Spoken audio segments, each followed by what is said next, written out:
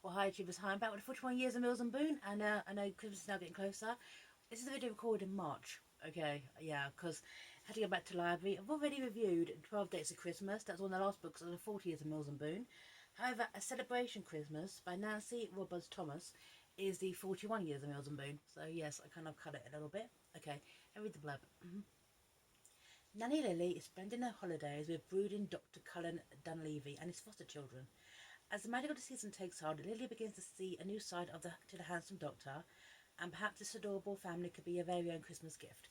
So essentially, Dr. Cullen is he is going through a bit of a rough time. Essentially, his friend died, and then he was obviously godfather to the children, and then their fostering arrangement kind of fell through, and so he's kind of taking them in for Christmas, but he's struggling.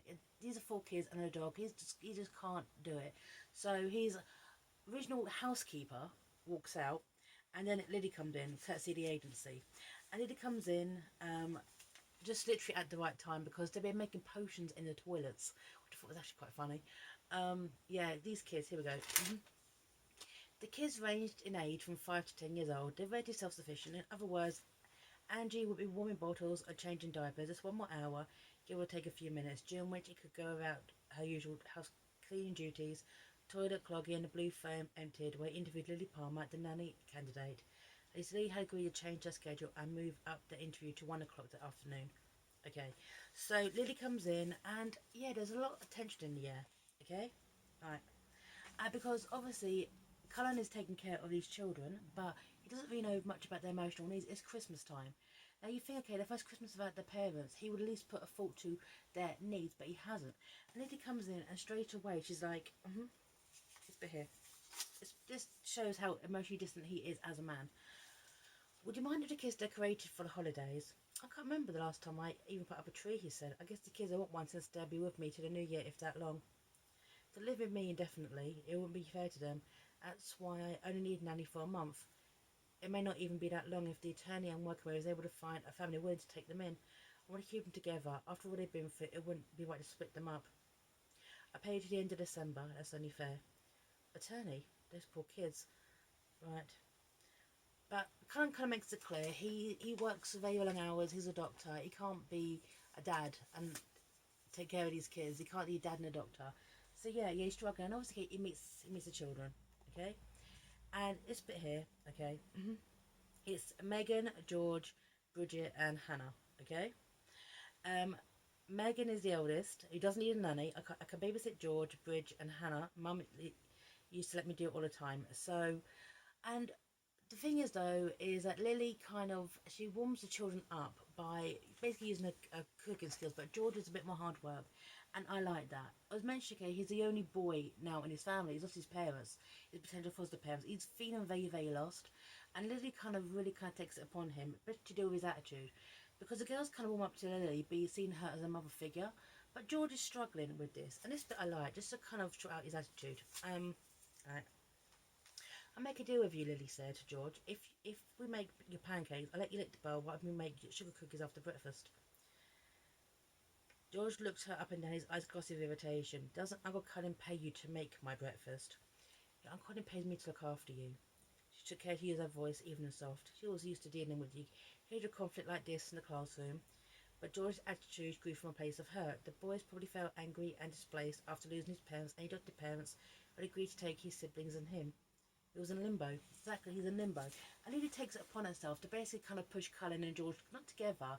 And they said, look, he needs some guidance. He needs you. They put him into sports. They put him into basketball. He turns out to be pretty good at that. He turns out to be a lot happier. And the thing is, with George and Cullen, there's these nice kind of tender moments where they start to relax around each other. Because Cullen's out of his depth. He's never been a dad.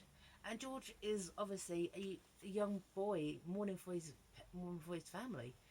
And there's some nice tender moments, okay, when them two bond. There's a lovely bit at the end, okay, where George hugs Cullen, and it just nailed it perfectly, you know. Especially because at the time, George, you know, Cullen was still kind of on the fence about being a dad, and it really cemented it for him.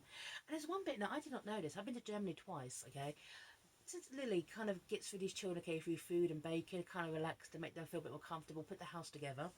Stollenfest, and I did not know this. I'm going to put a link to Stollenfest down at the bottom. Get this. Several years ago, they revived the Stolen Festival in Germany. Now it's called Stollenfest. Every year at Christmas time, they still bake a gigantic loaf of all yummy and covered in powdered sugar. They put it on the big carriage and parade it through the streets of the way to the Christmas market. When they get there, they cut it into lots of pieces with a huge knife. When you think about it, you need a gigantic knife to cut a loaf of bread that big. When they cut it up, instead of now giving it away, they sell it to give the money they make to a charity that helps people.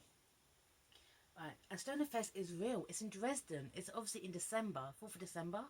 And it sounds amazing. I've been to Munich and Berlin. I really want to visit Dresden now. I really want to see the Stollenfest. They actually do put this big stone and they parade it through town. They cut it with this huge knife. And it was done, traditionally ended it in 1918 with the fall of the monarchy. It started again in 1994. But it did come from Dresden's history. Okay?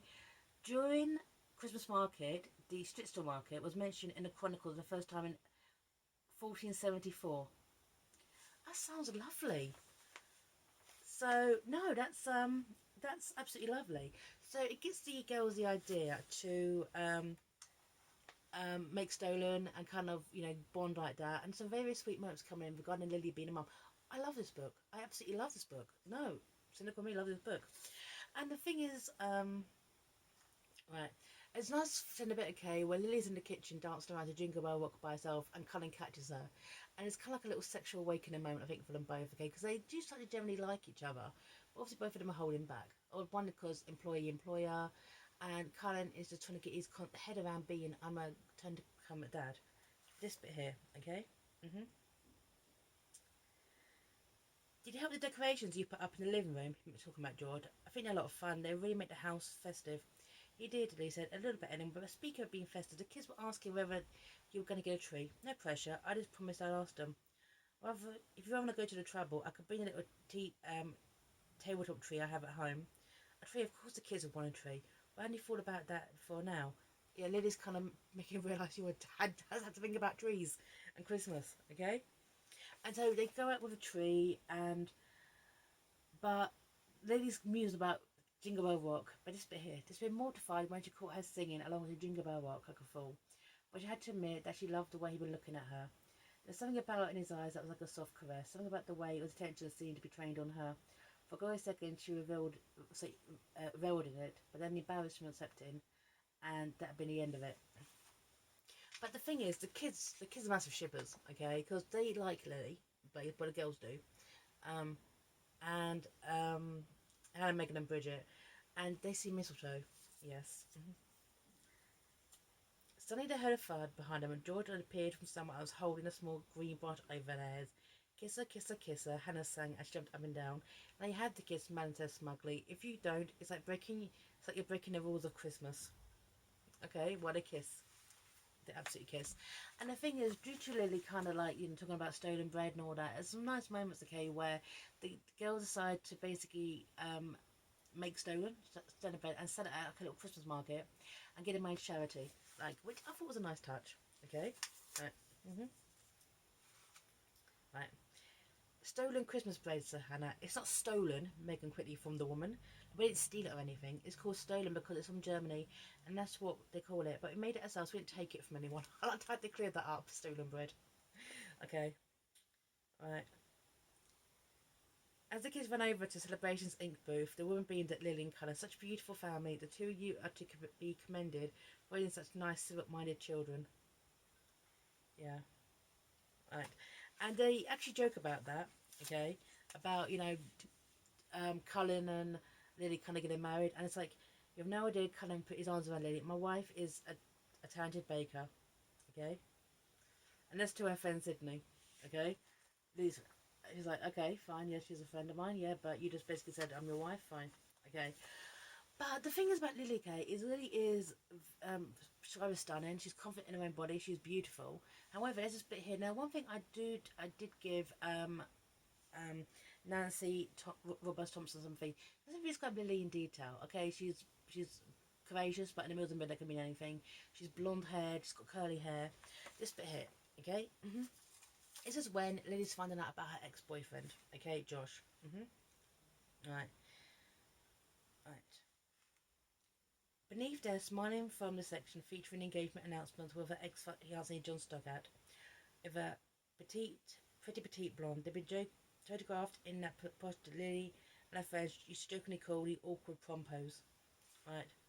Lily learned after reading on a bit was Anne Elizabeth Hardy, daughter of Dr. Bernard and Daphne Hardy. Anne Elizabeth. Her name was hyphenated. So Lily was sure she went by both names, not Anne, not Elizabeth, certainly not Liz. Liz, heaven forbid, Beth or Betsy. She was beautiful and thin with sorority girl posture and a perfect toothy smile. Engaged. John Stockart, the man who Lily had to goad into engagement, was finally getting engaged. When Josh broke up with her, he originally told her he wasn't marrying her because she was too heavy. At size 12, he told her he didn't want to risk getting stuck with a fatty, and he bailed as fast as he could. Size 12 is basically a size 16 in the UK, right? So, yeah. And Lily was traumatized. So basically, Lily is very, very insecure about how she looks. You know, she says, I'm comfortable and confident in my own body, but she's really not. The fact is that, but the thing is, her and Karen are still falling for each other. It's actually very, very sweet, okay, in some kind of ways. And then Dr. Brenda, Karen's ex-wife, comes in, okay, and there's this bit, okay, where basically, at this point in their relationship, Karen has come to depend on her a little bit way too much, and she kind of definitely throws it back in his face, okay, right. And says, can you watch the kids? She's like, well, actually, no, you need to basically get yourself sorted out. I can't do it, okay? Right, and basically makes it clear that she, passive aggressive is not happy about this. And then Brendan wants to get back together with Cullen. Thinks, okay, that the divorce was a mistake. And, but when finds okay about the kids, she kind of bails on that as well. And Cullen's like, Cullen's kind of on the fence about keeping the kids. But at the same time, okay, Brendan's like, well, we've got basically got rid of him. It kind of turns around, okay, goes, no, okay, they'll stay with me. But he's still on the fence about this, alright? This bit here, right. This is when Brenda is talking about Lily. No, she's in love with you. It's written all over her face, and I think you're in love with her. Am I right? Good night, Brenda, he said. She laughed again, though sounded humorless. Goodbye, Cullen. Right. Right, this bit here. Right. Brenda came back to celebration with a mind set us reconciling, but we both realised that tonight my heart isn't available.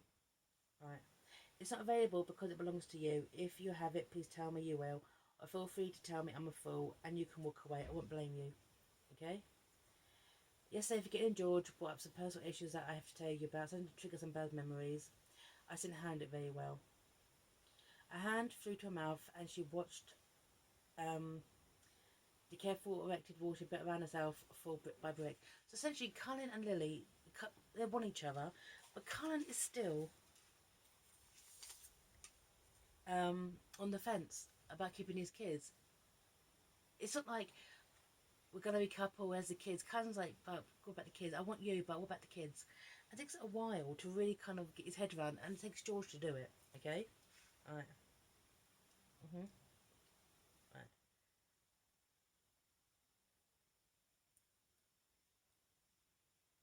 and I'm not.